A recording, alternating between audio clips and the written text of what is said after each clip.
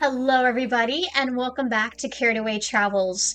If you are planning on a cruise port stop in the beautiful island of Bimini, Bahamas, but you're not quite sure how to spend that day, you are in the right place. In this video, I'm going to be going over some of the things that you can do on Bimini, specifically if you're there with a Carnival cruise. I cannot speak to all the other cruises that dock there, but if you are coming on a Carnival cruise and you're not really sure how to spend your day, whether to book a shore excursion or just go out on your own, I am here to answer all those questions for you in this video. Now, just a quick side note, if you've been following this series with me, you may have noticed that I didn't post anything for the past 2 weeks, and that is because we were off exploring the gorgeous island of Puerto Rico. It was absolutely incredible. I am so excited to tell you guys about everything we got to do there. It was absolutely amazing. We got to do zip lining and snorkeling and horseback riding on the beach. So many cool things. We ate so much good food, way too much good food. It was absolutely awesome. And one of the things I really loved about it is it felt like an international adventure without technically having to go international. If you are a US citizen, you do not need a passport to visit Puerto Rico because it is an American territory, but it really feels like you've gone to a different country. It is so vibrant and the culture is incredible and there's just so much to discover there. So be sure you stay tuned for all of that coming up. We had an insane week there and there's just so much that I want to share with you guys. So if you're not already subscribed, make sure you hit that subscribe button too. And if this is your first time here, my name is Carrie and I share helpful travel tips, itineraries, gear recommendations, and more so you can always have the perfect trip. My goal with every video is to answer all the questions you might have, especially covering those topics that I couldn't find information on before I went, so I can fill you in and you can decide if an experience or a destination is the right fit for you. If that sounds like the kind of content you want more of on your feed, make sure you hit that subscribe button, turn on notifications, and stay tuned for all the travel information to come. But enough of all that, let's go ahead and talk about what you're really here for, Bimini. Now, once again, I want to specify that I am specifically talking from the perspective of someone who came on a Carnival cruise. If you're coming on Norwegian or Celebration or whatever other cruise lines there are, you may have some different options available. So make sure you do your own research. But there are a few things to note that are going to be kind of universal across all of the different cruise lines. So we recently took a 7-day Carnival cruise that left from Norfolk, Virginia, and went to 3 islands in the Bahamas: Bimini, Nassau, and Freeport. Bimini was our very first port day, and I was so excited, specifically because we had booked a snorkeling with reef sharks experience, which was fantastic. I have a full video detailing how that went and why I would recommend it if you're looking for easy thrills. But Bimini was also the smallest island with the least amount of stuff to do, and it actually ended up being our longest port day. So that was a little bit frustrating because I didn't know in advance just how this was going to work out, and so we ended up having our excursion, and then we just kind of had this chunk of time we weren't completely sure what to do with, and we did end up having a great day. I'm going to tell you what we did, but I would also like to make sure that you have all the information you need before you go so that you can plan the day that's going to be perfect for you and just set your expectations for this specific island. The first thing I want to mention is that this cruise port is tiny. There is only room for 1 ship at the Bimini dock, just one. And other ports we went to, there was room for 3 to 7. Like Nassau, there was so many ships there. When you dock in Bimini, you will be the only cruise there, which does have its perks because that means you're fighting with a lot fewer tourists comparatively for all the different experiences, but it's because the island is so small, and so there are kind of limited options for what you can do once you dock in the port. Now, if you didn't know, Bimini is actually in 2 parts. There's a North Island and a South Island, and they actually fit kind of snugly together.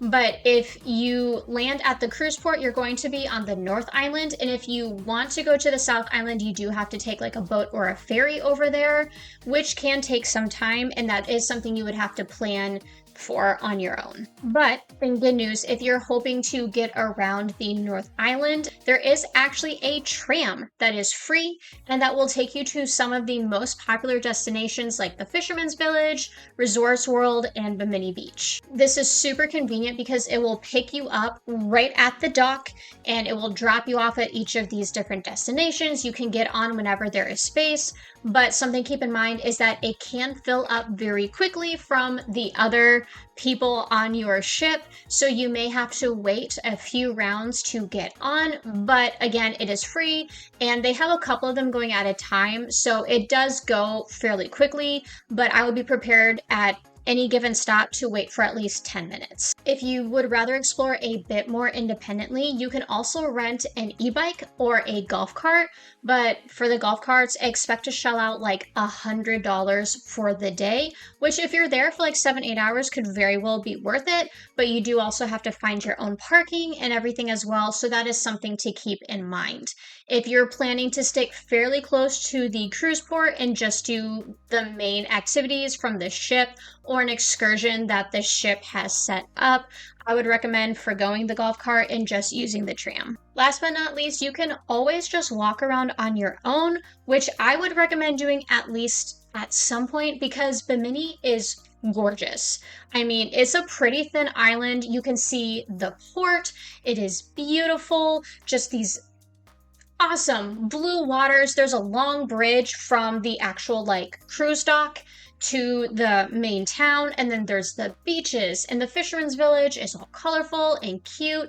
Like, there is some gorgeous scenery around here, so I would plan to walk at least a little bit, but if you are going to do that, make sure you have sunscreen, some water, sunglasses, and comfortable walking shoes so that you can actually enjoy the experience and not get dehydrated or burnt. Okay, now that you know a little bit more what to expect from the port in general, let's talk about the specific things you can do while you're there with a Carnival Cruise. The very first thing you should take a look at are Carnival's shore excursions.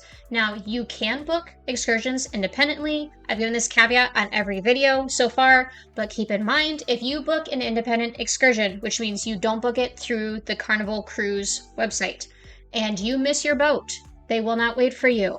So the biggest perk of booking a shore excursion directly through Carnival is that if anything goes wrong and your excursion runs late, you are guaranteed to get back on that boat. That is a very big bonus. So keep that in mind as you're looking around for things to do. Another perk of booking directly through the Carnival Cruise Line is that you don't have to arrange anything. Like, you just click add to cart, buy now, and they will take care of you from the moment like you get off the boat. You will have someone directing you through every step of the process, getting you to wherever you need to be to enjoy your time, your excursion. Like, you do not have to think about anything, versus if you book something independently, you're going to have to find out how to get there. You're going to have to make sure that the time frame matches up with when the boat is in port and all that. And so booking with the cruise just makes it that much easier. Now, at every port on your cruise, Carnival is going to have a list of different shore excursions that you can do. This is going to be a very wide range depending on each island. Bimini was one port where there wasn't really a lot to choose from, but there was like a very wide range of like thrill and activity level in those, between like getting a day pass for the beach versus what we did, like snorkeling with reef sharks. So you should be able to find something that fits your interests, but just keep in mind the list may be fairly small to choose from. I think the most exciting ones that there were to choose from, in my opinion, were the reef shark snorkeling. There's also the Sapona shipwreck that you can snorkel through, and there's supposed to be sharks and other tropical fish there. There is a stingray experience where they will feed the stingrays and you can pet them. Like, there are some good options. I believe you can also do like jet skiing, possibly interact with some dolphins. Like, make sure you check what is being offered at the time you go, but there is a pretty good range of experiences. They have a fairly wide range of prices as well, so you can always filter that based off of how much you want to spend or just how long you want to be doing whatever you're doing. Some of them are for the entire time you're in the port. Some of them only last for 2 to 2.5 hours. So just go through the options and you should be able to find something that fits your budget, your activity level, and your time frame. And one quick side note, if you are going to be doing like the reef shark snorkeling or pretty much anything in the water, please, please, please get reef safe sunscreen. It usually costs like the same, maybe just a tiny bit more than the normal sunscreen, but it doesn't have all the harsh chemicals that are not only not good for you, but they are terrible for the oceans, the marine life that lives there, and the reefs and all that. So please think about that. And it's not inconvenient at all. It goes on the same, but get some reef safe sunscreen and just do that extra little bit for the planet. Beyond those nature-based shore excursions, the primary thing that Carnival kind of pushes everyone to do on Bimini is visit Resorts World. Now, they have a number of different day passes that you can get to enjoy this pretty expansive area. They have one that just gives you access to the beach with like first come, first serve loungers and things like that. They have a pass that includes lunch, one that has an open bar, one that has cabanas and like luxury VIP services. Like you can choose from several different options with different levels of amenities to kind of customize your beach day and also give you access to Resorts World. Now, the really nice thing about this is the Resorts World Bimini Beach is private. Like you do need a pass to get there. It is separate from the public beach. So it is nicer kept. There are more amenities. It's got a beautiful backdrop, which is going to be fairly similar to what you get at the public beach, but there's just a lot more going on. There's music. You have all those really convenient restaurants. There's like a little store and stuff too, right on the beach. Like there's just some additional amenities that you're not going to find at the public beach, which is why so many Carnival cruisers come here and just spend the day at this resort. Just to clarify a little further what sets the Resorts World Bimini Beach so far apart from the public Bimini Beach, even the most basic day pass you get from Carnival Cruise includes 2 lagoon-style pools, a live DJ, 4 bars, a beach restaurant, a free Bahama Mama, and then access to like loungers, umbrellas, and hammocks. So there is a very big difference in what you're going to get here for a fee versus just going to the public beach. Now, Resorts World is actually in 2 parts. There's the Bimini Beach that we just talked about, and then there's like the main hotel, which you can visit with your day pass because it also has a number of things to do, like a casino and some restaurants, a little bit of shopping, and more pools, and then it's right on the waterfront, so there's like fishing access and things like that. Personally, I don't think this is where you would spend like your whole day unless you're really into the casino, but it is a great place to stop by to get out of the sun. Again, there are several different options for food and drinks. There's even like a little convenience store in there where you can get some quick grab and go snacks, or you can shop and grab some souvenirs to remember your day. Like there are a few different things you can do, but the beach is really the highlight of Resorts World in my opinion. But of course, we do need to talk about the public Bimini Beach because this is going to be free to access. It's also much closer to the actual dock and is going to give you a more authentic experience versus going to the very touristy Resorts World.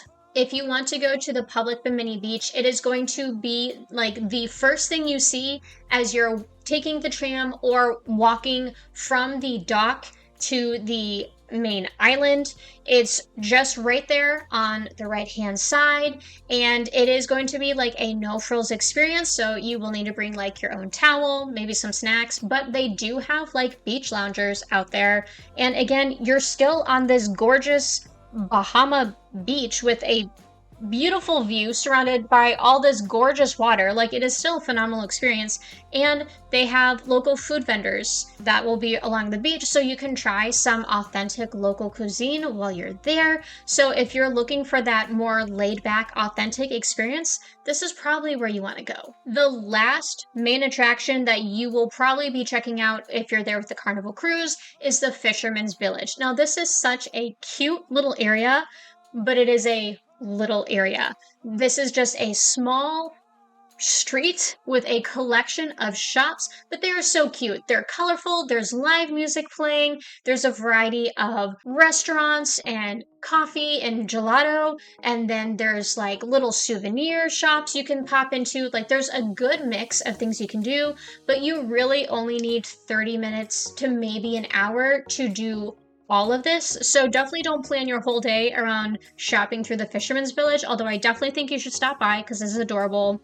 But it's more of a fun, quick stop to add into your day rather than something you're really going to spend a lot of time at. I will say, because this is just such a cute little spot, it is perfect for taking some fun photos. It is also right next to the like fishing pier, which is very beautiful. They have it like set up really nicely and landscaped, and you can just have a really nice but different view of the water from this side of the island. So this is a really good spot just to walk around for a little bit too. Now, I told you at the beginning of this video that I was going to tell you how we ended up spending our day, kind of going in not knowing what to do. So here's what we did. So we docked around 12 o'clock and went directly onto our reef shark snorkeling experience. We were picked up at the port, we walked into town, and then checked in with Bimini Blue Adventures, and then went on our merry way into the ocean. And our excursion took about 2.5 hours. When we got back, I felt absolutely disgusting, and I wanted to go back and shower and change before we continued to explore. We walked back to the ship, which took about 15 minutes, spent about 30 minutes showering and changing, and then we caught the tram back in.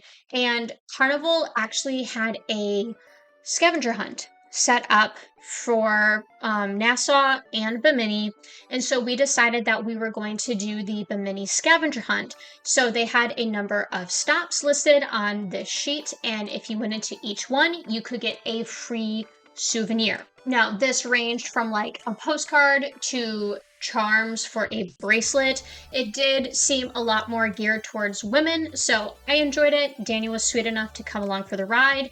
But to do this, we had to take the tram to several different locations, including the Resorts World Bimini Beach, the main Resorts World building, and then several stops in the Fisherman's Village. So there was, I think, 5 stops in total.